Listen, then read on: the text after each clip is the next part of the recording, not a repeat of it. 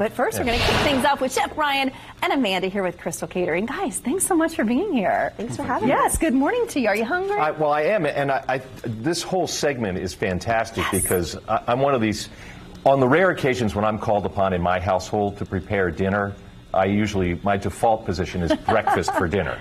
So, because it's a limited repertoire for me, and I can do that. Yeah. So this makes me happy. I think so too. What is it that people love about brunch for dinner, right? Is it something a little different?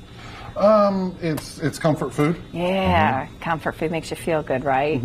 All right, tell us about Crystal Catering, what you guys are all about. So Crystal Catering manages events at multiple venues. We have the Crane Bay Event Center, the Indiana Roof Ballroom, the Willows on Westfield, and then our newest venue, which is the Heirloom. Fantastic. And that's directly south of the Lucas Oil Stadium. We have a really long, list of food station options that our clients like to pick from, and so this is just a little bit of sample of what we can do here. So okay, so you're giving us a bit of a taste. All right, Chef, how do we get started? What are we making first? First, we're going to make the hash brown potato cake with the hollandaise. So first, start off with a little bit of egg yolk, some lemon juice, and then as you get that to get pretty nice and thick, and can you spill any secrets for a good hollandaise sauce? Oh, he is not even going to go there. And then just pour in your clarified butter as you go along. And then that's what thickens it up, is your clarified butter. Okay. Okay.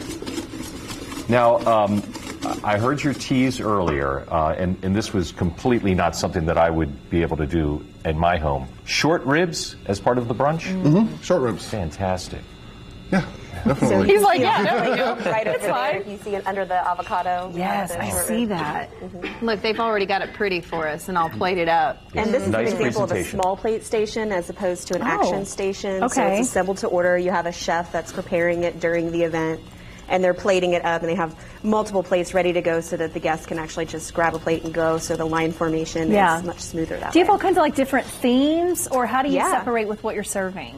It really just depends on what the client's vision is for the event, and then a lot of times we go back and customize a menu specifically for what they're looking for. Super cool. So, now, those are terms I had not heard before. Action station. Yeah. That's fun. Yeah, we're going to be showing you that later with crepes, and so that is actually cooked to order, and what's great about that is that the guests can specifically request the ingredients that they want. So if there's certain allergies, they can stay away from things like that. Nice. So, stand there sipping your Cabernet and watching the chef make magic. Exactly. It's an entertainment for it itself. So. Well, how long does this have to cook before the hollandaise is all ready to go?